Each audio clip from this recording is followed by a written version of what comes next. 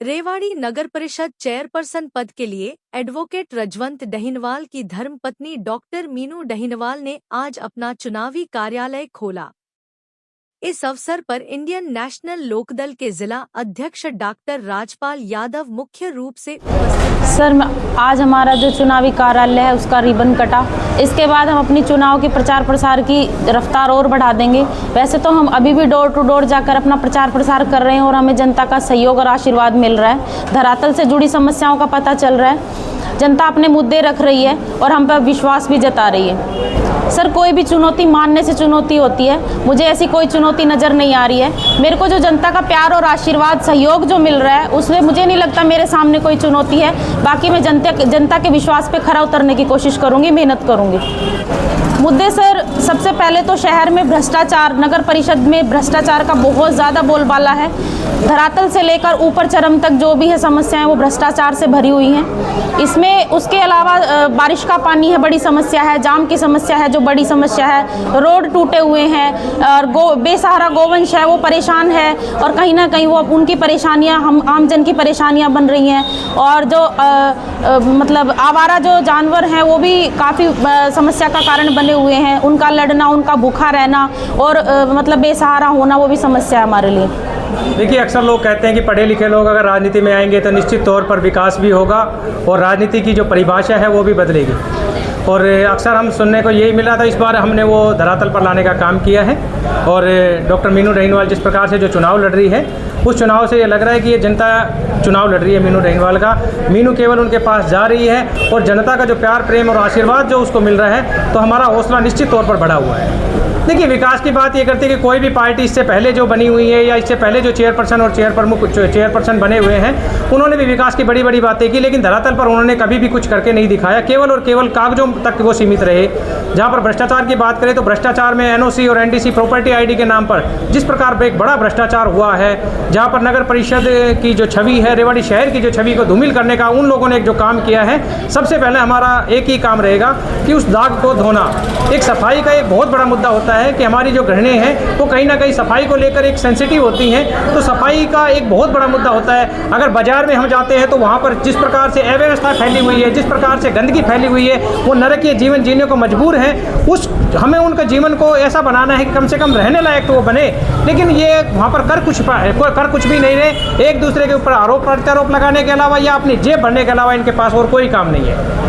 देखिए, दिग्गज तो इससे पहले भी मैदान में रहे हैं। एक बार उन दिग्गजों से मेरा एक सवाल जरूर है कि इससे पहले भी वो दिग्गज वोट मांगने के लिए आए थे, उनसे एक बार ये पूछिए कि पिछले 5 साल में आपने क्या काम किया। अगर पिछले 5 साल में उन्होंने कोई काम किया तो निश्चित तौर पर जनता उनको वोट करे, और अगर काम नहीं किया तो उन लोगों को कहीं ना कहीं जूतों की माला डालने का उनके काम करे। सबसे पहले तो आपका धन्यवाद प्रकार साहब। जहाँ तक कार्यालय की बात है, किसी भी चुनाव लड़ने के लिए एक चुनावी कार्यालय खोलना जरूरी होता है ताकि योजनाबद्ध तरीके से चुनाव लड़ा जा सके। तो आज इसी कड़ी में डॉक्टर मीनू ने अपने इस चुनावी कार्यालय का उद्घाटन किया है। मैं तो सबसे पहले शुभकामनाएं देना चाहूँगा आपके माध्यम से भी और अपनी तरफ से भी कि डॉक्टर मीनू डहीनवाल इस रेवाड़ी नगर की चेयरपर्सन बने और जो रेवाड़ी के हालात पिछले 5 सालों में या उससे पहले भी जो हालात ख़राब रहे हैं, 5 सालों का तो हम इसलिए याद कर रहे हैं कि हमने 5 सालों लगातार इस भारतीय जनता पार्टी की चेयरपर्सन को भुगता है। तो जो हालात इस 5 साल में बने हैं, जो दाग इस 5 साल में रेवाड़ी माँ को लगे हैं, उन दाग को साफ करने के लिए आज एक पढ़े लिखे और स्वच्छ छवि की चेयरपर्सन की ज़रूरत है। तो जो हमें डॉक्टर मीनू के रूप में आज इस रेवाड़ी के लोगों को मिली है, तो इसके साथ साथ मैं रेवाड़ी की जनता जनार्दन से सरदारी सी अपील भी करना चाहूँगा कि वो आने वाले इस 10 तारीख को अपना एक वोट डॉक्टर मीनू डहीनवाल के पक्ष में डालकर इन्हें विजयी बनाने का काम करें। सर, देखा गया इतने सालों से कांग्रेस ने और अभी बीजेपी ने राज किया है नगर परिषद में, मगर इतने सालों के बाद भी हालात जो क्यों हैं और बदतर हुए हैं, इसको लेकर आपकी क्या राय है? जहाँ तक मेरा मानना है, ये जो बड़े राजनीतिक पार्टियां, नेशनल पार्टियां हैं, इनके जो चेयरपर्सन्स बनते हैं या जो डेलीगेट्स बनते हैं, वो अपने नेताओं को खुश करने में ज़्यादा रहते हैं, शहर के हालात की तरफ उनका ध्यान नहीं रहता। इससे पहले भी यही हालात रहे, जब कांग्रेस और भाजपा के जब इस नगर के मुखिया रहे, तो उन्होंने नगर की तरफ ध्यान कम दिया है और अपने नेताओं की चमचागिरी करने में, उन्हें खुश करने में ध्यान ज़्यादा दिया है, या फिर कमीशन खोरी से अपनी जेबें भरने का काम किया है। इस वजह से हालात है इसके नगर के, रेवाड़ी शहर के। मेरा ये मानना है कि उम्मीदवार जनता का हो और जनता उसे चुने, एक एक लोगों का समर्थन इनको मिले, सब लोग ये समझ के चुनाव लड़ें कि चुनाव डॉक्टर मीनू नहीं, मैं लड़ रहा हूँ। अगर ये रेवाड़ी के नागरिक इस बात का फैसला ले लेंगे कि चुनाव वो स्वयं लड़ रहे हैं, तो कोई वो दिन दूर नहीं जब मीनू डहीनवाल इस नगर की चेयरपर्सन होंगी। मैं जगदीश प्रसाद डहीनवाल और मेरी पुत्र वधू डॉक्टर मीनू डहीनवाल जो है चुनाव लड़ रही हैं। आपका बहुत बहुत धन्यवाद। क्या कहेंगे, मीनू जी चुनाव लड़ रही हैं, वो किस प्रकार से चुनौतियों का सामना करेंगी? मीनू डहीनवाल में इतनी सामर्थ्य है, उसकी एजुकेशन को देखते हुए, उसके जन वक्तव्य को देखते हुए हम ये कह सकते हैं कि वो जो है जनता की उम्मीदों पर खड़ा उतरेगी और जनता उनके साथ है। क्या अपील करनी चाहिए?